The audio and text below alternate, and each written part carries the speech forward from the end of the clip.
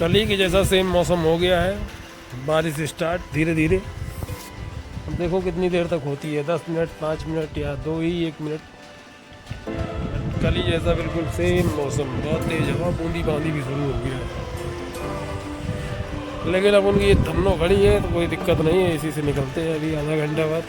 नाश्ता पानी थोड़ा कर ले, लेना आते हैं। तो ये मेरा सुबह का पहला ब्लॉग है। जितने भी हमारे सपोर्टर, फॉलोअर और लाइक करते हैं मेरे दोस्त, सभी को धन्यवाद। और आप सबकी दुआ रही तो पहला पेमेंट फेसबुक से बहुत ही जल्द आने वाला है मेरे इस पेज से,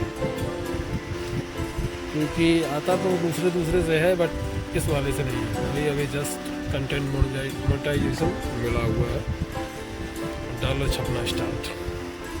तो अभी के लिए इतना ही हो गया।